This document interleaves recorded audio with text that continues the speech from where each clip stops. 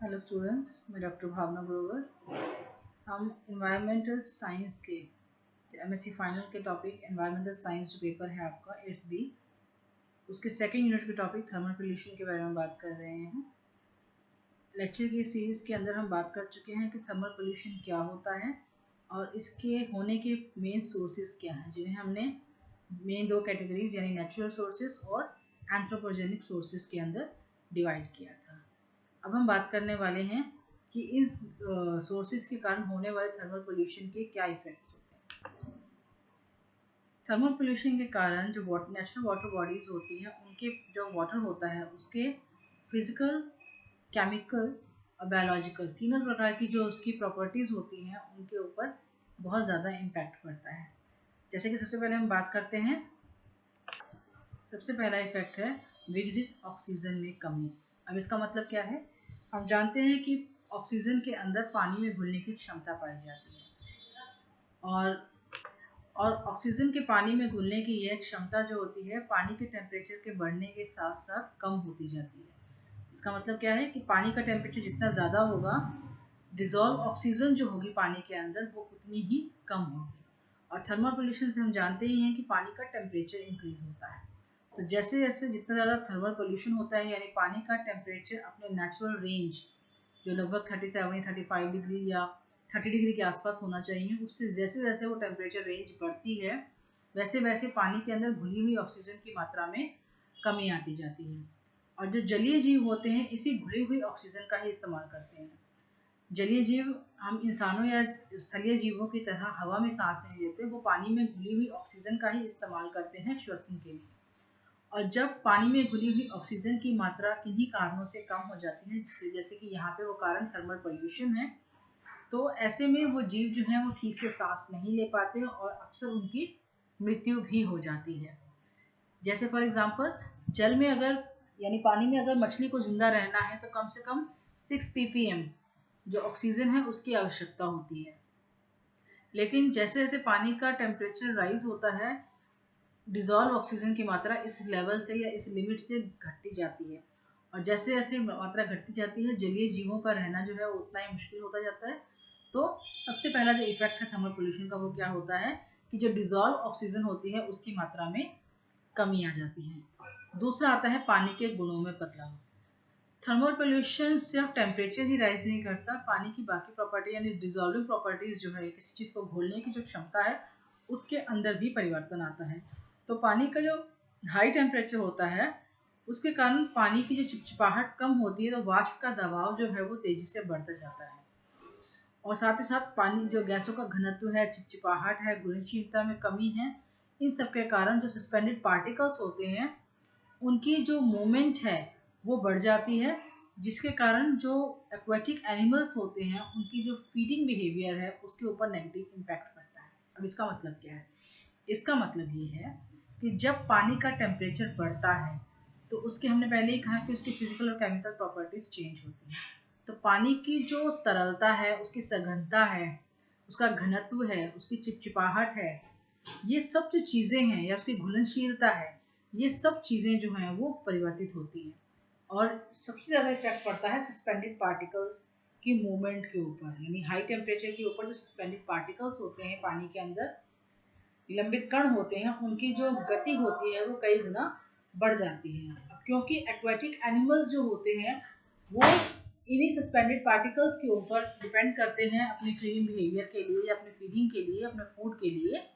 तो suspended particles की movement बढ़ जाने के कारण तीसरा प्रभाव है विषाक्तता में वृद्धि।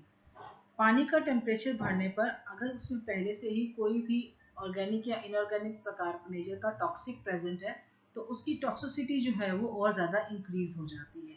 तो ऐसे में पानी पर जो थर्मल पोल्यूशन होता है वो अकेला तो कभी आता नहीं है, उसके साथ साथ ज़्यादातर जो होते हैं फिजिकल और केमिकल पोल्यूशन रहता ही है वाटर के अंदर। तो साथ में हीट टेम्परेचर या हीट पोल्यूशन या थर्मल पोल्यूशन के एड ऑन होने के कारण जो already toxic materials water bodies के अंदर प्रेजेंट होते हैं उनका टॉक्सिसिटी लेवल और ज़्यादा बढ़ जाता है, जिसके कारण जलीय वातावरण में उपस्थित जो जीव होते हैं उनका मृत्यु दर जो होता है या डेथ रेट जो होता है वो काफ़ी ज़्यादा बढ़ जाता है। नेक्स्ट हम बात करते हैं कि जलीय जीवन पर इस थर्मल पोल्यूशन का क्या इफेक्ट होता है।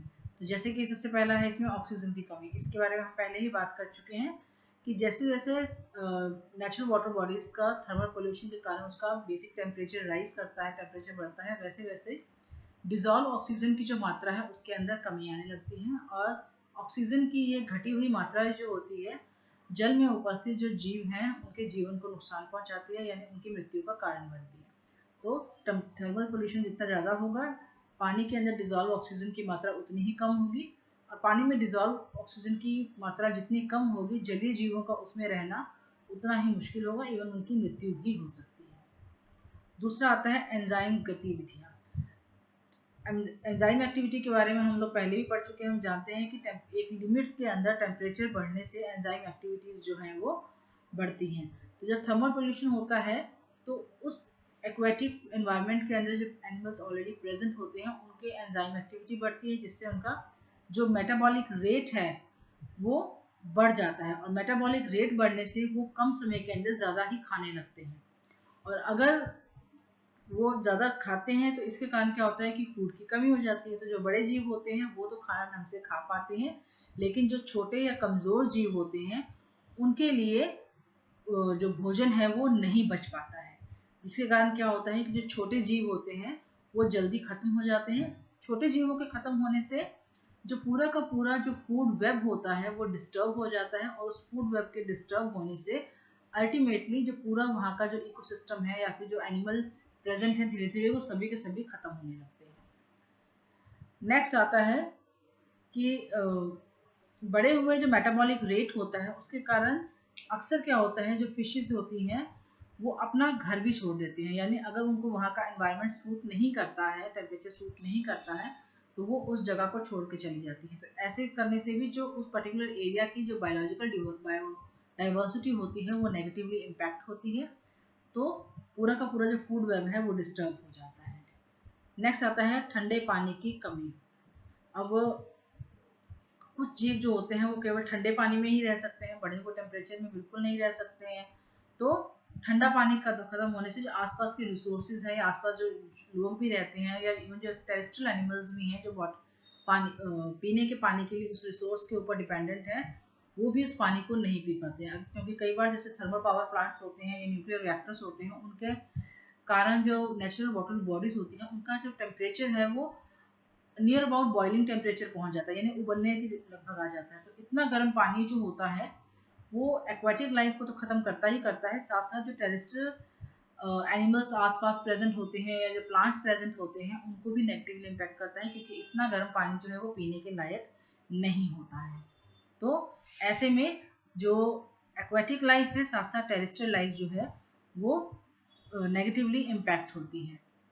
फिर नेक्स्ट आता है पानी के भौतिक और रासायनिक गुणों में परिवर्तन। ये हम पहले ही बात कर चुके हैं कि किस तरीके से पानी के टेम्परेचर में राइज होने के कारण जो टेम्परेचर है उसके बढ़ने के कारण फिजिकल और केमिकल प्रॉपर्टीज बदल जाती हैं, और जो टॉक्सिक होते हैं उनकी टॉक्सिसिटी जो है वो कई गुना बढ़ जाती है। फिर नेक्स्ट आता है प्रजनन के साथ हस्तक्षेप। अब जो कई एक्टिविटीज ऐसी हैं जैसे मछलियों में घोंसले का निर्माण, फसल, अंडे सेना, प्रवास, प्रजनन आदि एक पर्टिकुलर टेम्परेचर रेंज के अंदर ही होती है। और जो अंडे होते हैं या जो फ्राइज होती है, मछलियों के जो फ्राइज होते हैं वो टेम्परेचर फ्लक्चुएशंस को लेकर ज़्यादा सेंसिटिव होते हैं। वो एडल्ट्स के मुकाबले टेम्परेचर्स को लेकर ज़्यादा सेंसिटिव होते हैं, जिससे कि जो प्रजनन क्रियाएं हैं एक्वाटिक एनिमल्स की वो नेगेटिवली इम्पैक्ट होती हैं। इसी के साथ साथ हाई टेम्परेचर के ऊपर जो माइक्रो ऑर्गेनिजम्स की एक्टिविटीज़ हैं वो बहुत ज़्यादा बढ़ जाती हैं, और जो जीव हैं उनके ऊपर सूक्ष्म जीवों का बहुत ज़्यादा प्रभाव पड़ता है, और कई मछलियों में कई बैक्टीरियल जो डिजीज़ हैं वो भी हो सकती हैं।